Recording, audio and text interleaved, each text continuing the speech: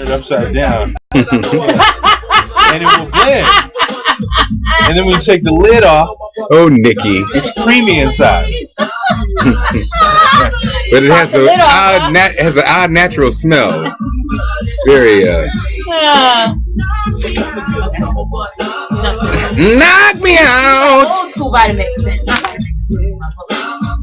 The first one that was on TV is what I bought. It was like, it didn't cost much. Are we on? Is it recording now?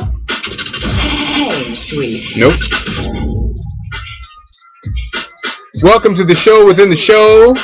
Saturday night. Last week we got so enthralled we forgot the show just wrapped up. It seemed like we looked up and it was over, Troll. We talked for 2 hours. It happens sometimes, but hey, we can't control ourselves. That's the way it is. On our list tonight, of course, some of the jurors for the Zimmerman case are coming forward saying, "Oh my goodness, we messed up."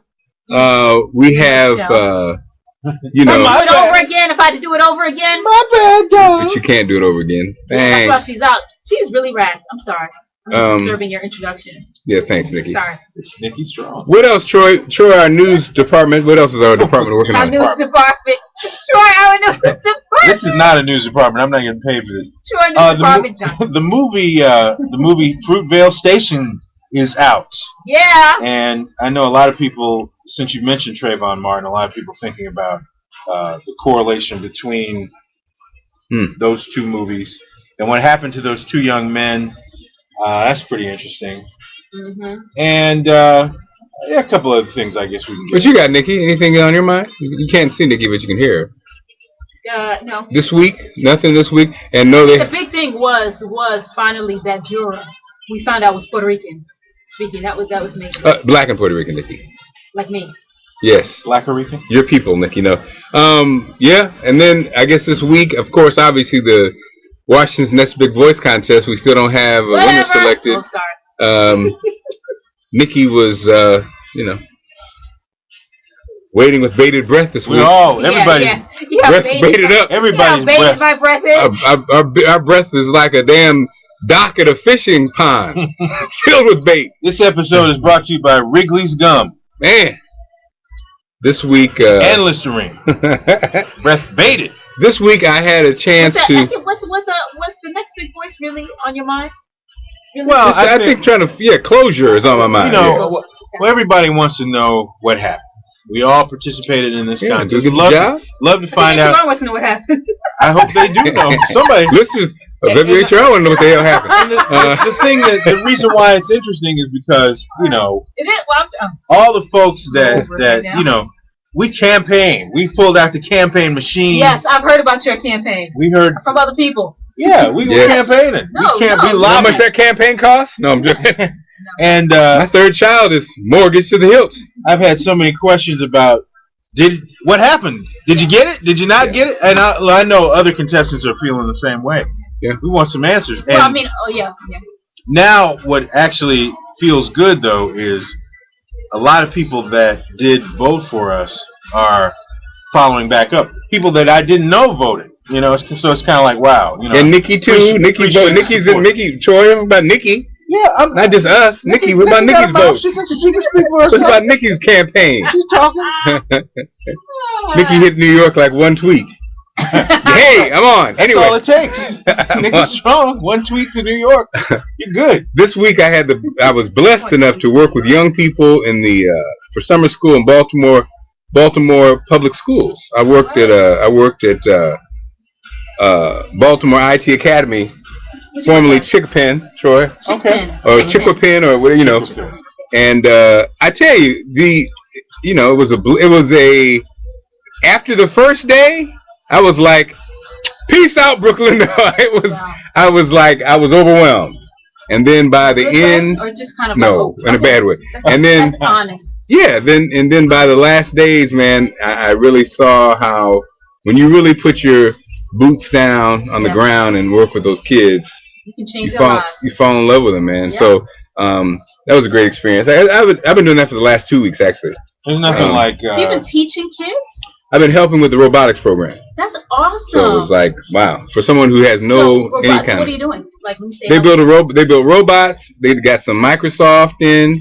They each received laptops courtesy So what do you do? You like digital a teaching assistant? digital systems. A friend of mine owns a company that certifies and has programs in schools that teach IT, Okay. and I just helped out. And so it was a great experience. So you had to keep those kids in line. Yeah, you know. Man, it's no joke to be in a classroom. Oh. Hats off to teachers. Oh my goodness, I've done yes. that as well, and Woo! The teachers, I man. do it, but not to that. it's hard. It's hard to do. I mean, it's Very hard difficult to do. because kids, in their nature, they know. And I mean, And in summer school. you have to think back to. You have to think They're back trying to get over. when you were in school. Yeah, trying to get You over. know, everybody wanted to get over on the worst thing in the world. The best thing in the world. That was the good old substitute teacher. Right. So here's our chance to get our anarchy on, and you know. Yeah, and the kids they were actually very good. They weren't as challenging. The thing that surprised me most, I think, was their aptitude to knock the stuff out. Like, they could do the work. Yes. It's just summertime and they were bored. And it's like trying to, you see the balance between trying to be exciting and entertaining, but also really teach something. That's a tough balance. And not make them bored. Mm-hmm. We grew up in an era where. Sure that they continue to respect you.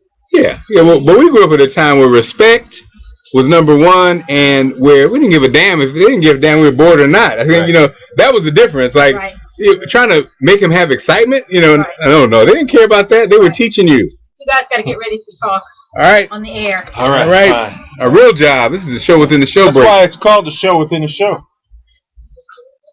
I got to tell you about this conversation I had with someone about teaching. Huh? Pop it. Pop it. Mix Smack it. 96.3 Pop it. WHUR. Smack it. Pop it. Smack it. Pop it. Smack it. Smack it. Wow. Smack it up, flip it, rub it down. Oh no! Nikki, you didn't join in on that? Wow. What is Come on, going everybody knows. Everybody knows that song. Uh-huh. Everybody knows. Uh-huh. Anyway, Lonnie C in the turkey. A turkey. Lonnie C mixing it up as he always does every Saturday night. Everybody. Right here on HUR. Coming up tonight, tickets to Family Reunion. Now look here, we have people that are watching the show within a show. We are streaming live video on Ustream at the same time. So, those that are listening on the radio, those that are listening at WHUR.com. Yes. Those that are watching us on Ustream, later on tonight, somebody's going to win tickets to see Gladys Knight and the OJs. Gladys! Woo! At Constitution Hall. Hosted by WHUR's own Christina Gray. Gladys! Leaving. That is What are you doing, man? Lonnie C. That is all Mark. What are you doing? The C is for Clark. Man. Yeah, He's that's leaving. He's mixing. Leaving. Man. C is for cut it out. Anyway, so you have a chance to win those tickets coming up tonight. And Gladys. Mixing it all up. Sorry. Man, it's so you made the station skip. Sorry, Lonnie. That's over. Oh man, Lonnie, you killed it. No, you killed it. Lonnie just what? Lonnie! Lonnie! Come back!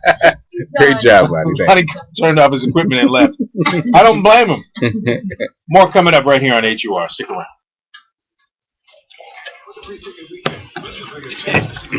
He gone. So anyway, what were we saying? Yes. Kids, education, great time, Baltimore public schools. And, it's like, at the end of the day, the teachers, good teachers are hard to find, but there are a lot of good teachers out there. And so, like you said, for props to all the teachers who do it every day. I couldn't do it every day. I mean, I just couldn't. I being in radio, sitting in my butt talking into a microphone, I'm not used to really like walking around and actually looking at people's work. And Did you read any papers? Did you? No. Did you have a word? Math questions blocking me? Wait, listen. Did you do anything that a teacher would do? Did you have some? Did you have some constructive criticism? Yes, I helped. Yes, you critiqued some work. No. I'm not. I'm a facilitator. Okay. Is this right, Mr. Clark? I don't know. Let's see. What's going on? What's up, man? I don't know. We'll see. Get there and support them. We got a special guest inside the show, within the show. Hey. What's going on, man? Man, no stranger to a camera. That's right. Man, we do a show on Ustream within the show. Oh, that's the way to go. And so say hello. Oh, wait, what's happening? Say hello. Hello. Alvin, you're not on camera. Yeah, Alvin on this side of it. You know, actually, I'm the unseen VJ. Exactly. This is what the unseen VJ looks like. Because now I remember you from television commercials. Oh yeah. I understand. Somebody told me, Jay. Yeah, my dad. Yeah. Royalty. See, there's royalty here. He's a little prince. You call him the little prince. Yeah. The little princess. You call him. So Alvin's my wife over here, but I think she's trying to annul me. TV wife, the radio wife. You guys were arranged marriage. Musical matrimony. Yes. So Alvin, when you basically were an innovator, you know, we grew up with you. Word. Yeah, I mean, you created it was like you created this almost this energy and made it, you know, like you were like, well, what does this guy look like? You created some, you know, was that like? Did you know the impact it would have? Were you just playing? It was just thought out.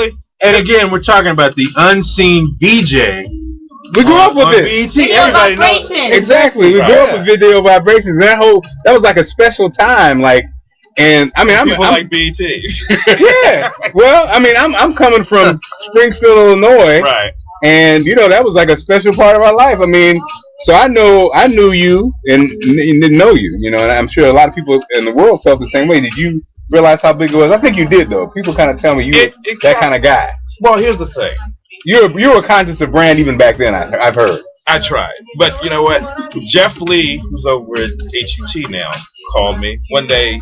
I remember coming. Jeff's at HUT now. Yeah, general manager Jeff Lee. Okay. He still is, isn't he? Okay. The whole thing of this. One day I came into the station, and this is how far back it was. It was on a pink notepad. You know, Jeff Lee called, and he says, "Hey, I'm going on my honeymoon. I'll be back. Let's talk." And so he told me about this whole thing. Originally, they were going to put a camera in the studio. And so, you know, it's like, we'll have a camera on you and you're like a DJ and so forth. But I don't know if it was the budget. They looked and go, nah. So we're trying to keep them, not scare them. So the whole thing of the unseen DJ. But the reason the name came by, someone wrote in one time and wanted to know why I was unseen, and I thought of the unseen comic from the Gong Show. Mm-hmm. So what I did is I just started calling myself the unseen DJ, and it just kind of stuck. And what was funny is that people would come in and say, and I remember it was J.R. Reed and a couple other people, they'd come in and, where's the unseen DJ? And I'm like, oh, I guess this works. And then eventually Hammer, when he did Happy Cena, used the term. But what was funny, one time I was back on the payphone. I had to call somewhere, and the lady recognized my voice. And I think I was on the payphone in the airport in L.A., and somebody recognized my voice, and I'm like, okay. Wow. But the thing of it is, when I started working at BET, first day was September 17th, 84. Wow. And I told people I started working for BET, and they said, well, if you were in D.C., you didn't have cable yet. So they thought I worked at Channel 32. And I'm like, huh? And I remember it was one of the chief engineers that was here. He went home and saw the show because he had never seen it. And then, I had planned to be there for a year because I figured if I could do this for a year, then I can go to any radio station. I could probably work for your dad or, go to Chicago or whatever. And then it just started to be fun because there were no rules. It was funny because Jamie Foster Brown was with me, Jeff Newman. Wow. And so, like, the music library was a coat closet. Wow. So it just the whole things we had to do. This studio that we're here would probably be half of the production department. So you had those old wooden oak desks. So you had one here, one here, one here, one here, and you had 4 people. That's a department. So the stuff we did, plus what was really funny, we were over at Channel 20 when Channel 20 was over Bethesda, and we were sharing facilities because there were times when someone takes the wrong machine, and you got Scooby Doo. But Jeff told me, like, he called, what the hell is Scooby Doo doing on BET? And I remember one time, Scoob on the wrong channel. Wrong channel, yeah. And it was nothing because the guys that we were doing Midnight Love, we would Midnight Love. pre-tape it, right, and put it on. And so it was Louis Lyles and Kevin Hawkins. Those were the two engineers that we had. They would rotate. And so we would go hang out. And so one time Kevin comes over, we're going to go hang out to the house. So we're going to watch Midnight Love and then go out. Mm-hmm. They started, you know how like the program ends, video so ends, and you're supposed to take to the next machine. They didn't. So you just start seeing everything rewind. Because remember they had that, you could bet on it, BET? Yeah. And I was like, and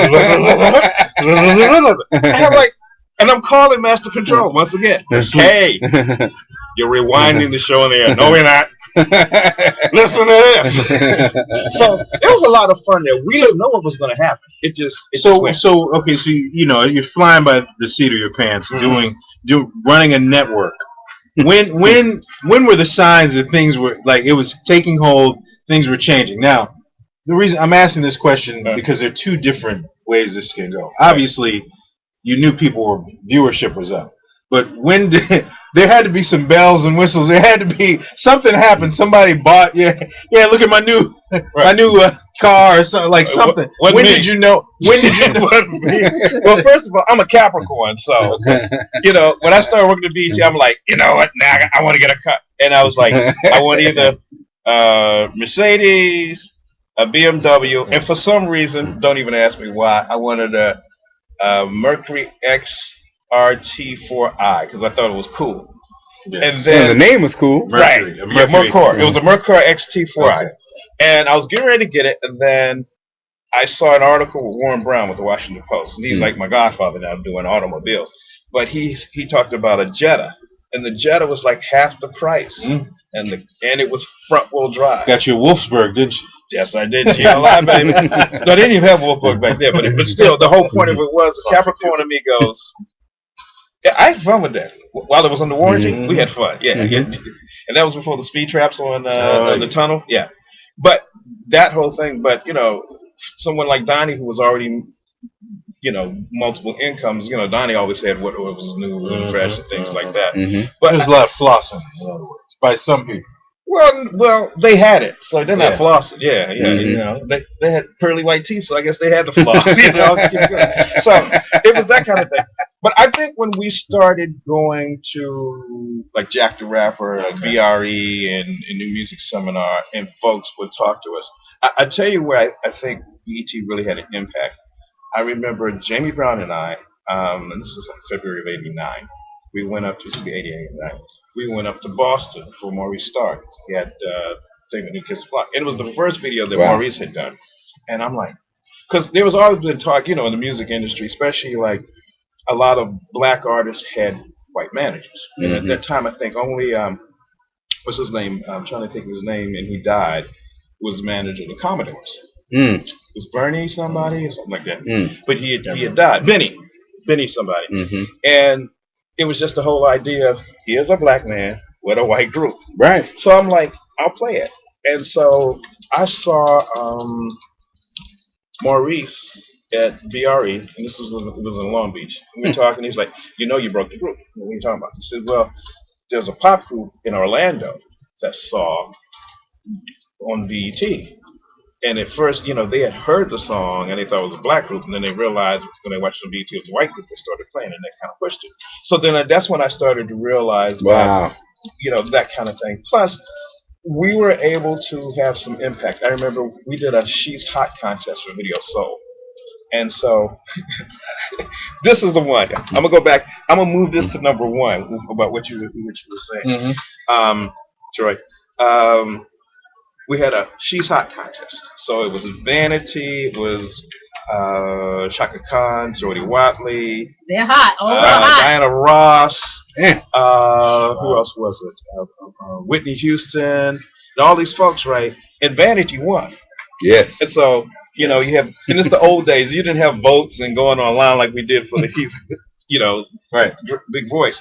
Thank God. Are you saying that the results came back fairly quickly?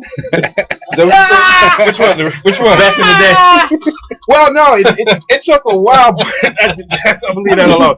You got better let it go. Just a question. Okay, so what happened is you just go by, you counted the pieces of mail. It was like Miracle 34th Street. Remember when they came in with all the mail? Yes. Okay, so that's what happened. And so Vanity won. So we went on live, Donnie went live and pulled in the name of the person, and boom, this young girl went to Virginia Tech, lived in Blacksboro, and had strawberry blonde hair. So she won. Cool. So she came on. So of course, people were probably going, "That's a white girl," and she was cool. She said, "Who do you like?" I like Morris Day and the Time. I like Vandy. I like da da da da da. Okay. She said everything but Grand Central Station. But that's when you realize it had crossover appeal. Because I remember like Ice-T was saying that a lot of the kids that brought his music, they were in the suburbs. Mm-hmm. So that's when you started realizing that these things, because BET, the cities were the last ones to get cable because it took longer to wire. Wow, you're right, Middle America.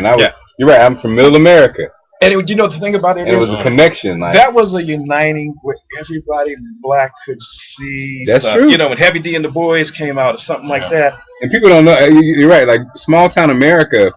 What people in bigger cities don't understand is, you're right. It's like we didn't have black radio stations. Right. So this was it. Like Soul Train was it. Right. And BET was it. So it was like. So you were in Springfield? Illinois. Yes. Illinois. Dude, I got to tell you something. Let me tell you my Springfield, Illinois story.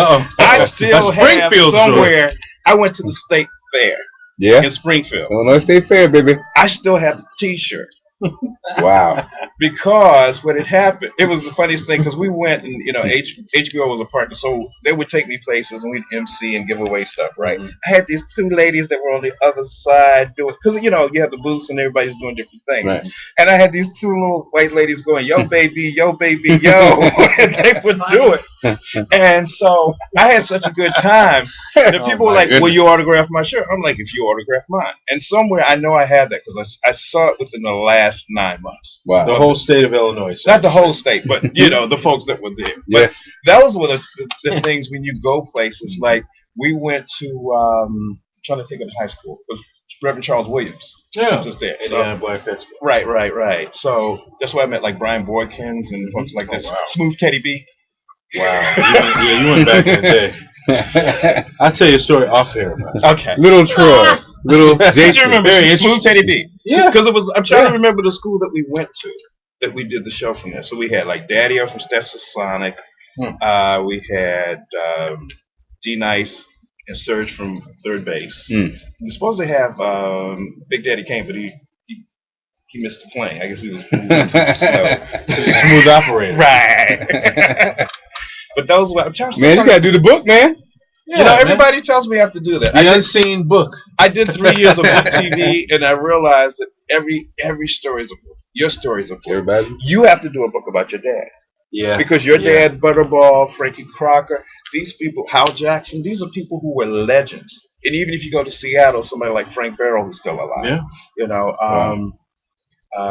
And there's so many different legends in different areas. And then there's some that are in those little small markets in the South. But they were still Mad Hatter. They were king. Exactly. Remember him? The Mad Hatter and Mobile. Hoppy Adams. Yeah. Yeah. I mean, and then like let's say the station in Jackson, Mississippi was a kick butt station, man. I can't think of the program director, but like Steve Crumbly in Virginia. Right. Wow. And, Wow, we was legendary. And see, you still got folks like Jay Lang, who's now Yeah, so you still got folks like Jay Lang, who's down in Norfolk. I remember when he was in Richmond, he was Hardy Jay Lang. You know, Keith Landecker is in. He's been. I forgot what market. He's been. You got Lee Michaels. You got folks that Elroy. When Jay Michaels. Right. I told Jay got to do a book because he was like at all the hot stations. Yeah. But yeah, man, we got to do it, man. And the Donnie stories and and DC, the DC market. I think the fact that you did have this black radio ownership with Skip and Kathy, obviously, and HUR and HUR. I mean, there's so much interest. I'm working on a project with a gentleman that I got reunited with. He's Will Allen. Will was the person that I came to Howard as a freshman. They had to dance over the women's gym before classes started. I'm sitting there talking, and this guy tells me he works at HR. He says, "Oh man, if you want to come by," and he did. I called him. He let me. The same way I came in the station now. I came and I sat there and I hung out with him, and my eyes were like, You know what I mean? It's like if you're a kid and you get to go to the North Pole and see how things are really done, the assembly line. And I tell Will, no matter what, we've known each other 35 years now, maybe no longer than that, 36. But my whole point of it is he did not have to let me into the station. I hadn't even started classes. And so to me, those are the moments that, when Jeff Lee calls you and says, "Hey, I want to offer you a job," or when Donnie calls me at the station and say, "You want to?" Oh, I can't talk about that. But anyway, but it's just having people like that, or when you're sitting around and you were talking with someone like Jack the Rapper, who's like one of the first black Jack the Rapper with a great voice, right? Yeah. Or Sidney Miller. I call Sidney Miller my uncle because just the things they talk. Those are the things that make this radio special. Yeah, and it's kind of like what's missing too. It's like it was, it was. I mean, we knew people. You could almost have trading cards by the people you followed, and so when you went to those conferences, you really knew them, just like we know you. I mean, I've known you my whole time. Never met you in person, and that's kind of like how cool the industry was. And sadly, it just kind of gotten away from that. Right. Because like I said, I knew you from Baltimore and Morning Man and doing the commercial. I'm like, oh, go ahead, Yeah. Well, the funny part was I was last week I was working at Baltimore City Schools, and somebody reminded me that the commercial ran during the Super Bowl. Oh, really? And so that was like the person who kind of was like introduced me to the kids or whatever. Was like, this is the first person I ever saw on a commercial. And I was thinking about it. I said, you know what? And I forgot that. But and that's the thing. The power of media is those moments, especially since you don't see a whole bunch of black folks in media. They become like important moments. You're not even aware of it. So it's me and Joe Green, you, and terrible Terry Tate, the office linebacker. I mean, I do. You know him, don't you? Yeah, he's from this area. That campaign was amazing. Man. Oh man, we had him on. He was great. Terry was amazing. He's funny. Yeah. Oh man, that was. And I don't understand why they stopped the campaign. It was a great campaign. Oh yeah. But oh well. Yeah. So you're supposed to double bind the report. Where's the cover sheet on your TPS report, Fred? That better not be a long distance call. Hi, Gladys. You know what I loved about that? It's what you wanted to do to people in your office. Stuff like leave the last little bit. Is this your sandwich from 2004?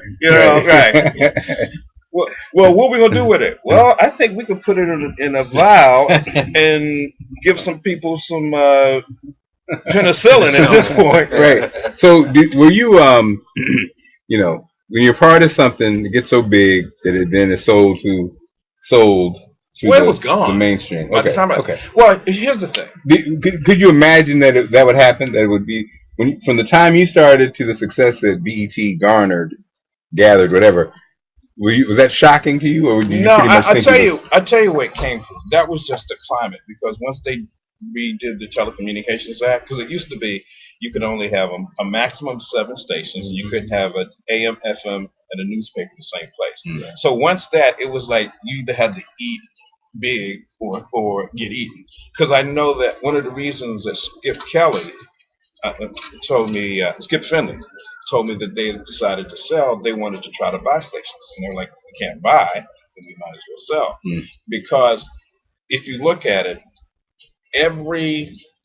I'd say 90, I'm going to guess 90%, and I can be corrected, but 90% of all the cable stations have partnerships cross-platform, and also with the cable systems. Because when BET came out, you had TCI, which is one of the largest cable systems. So that meant automatically, by TCI having a piece of it, they were carrying it. And so that's what John Malone did with Bob Johnson. So it got to a point that you couldn't be a standalone. It's like either blood or crip, or a corpse, that kind of thing. And so, remember I told you I started September 17th, 1984. Our first meeting was at 9 o'clock. Rob came in, and BET went from 20 employees to 40 that day. And by 10 o'clock, I knew exactly what was going on, Because Bob said, here's his mission statement: I intend BET to be the dominant source for advertisers to reach the black community. Nothing about changing this. It was a business deal, and you really have to look at it that way, because if you don't have ways and means, all you have is hope and dreams. So, and that's what I looked at. And see, another thing, I'm still on that one. Go ahead. Yeah, there's another thing I gotta say with that. So everybody had to be a part of something, and if you build a business and first $3 billion, and you can walk out a billionaire, you gonna stay, right? No, it's like having equity in a house. For the community, I'm going to stay, dude. Yeah. You couldn't, because if the bottom line of it is, if you're there by the lone wolf by yourself, it's what's amazing is WHUR is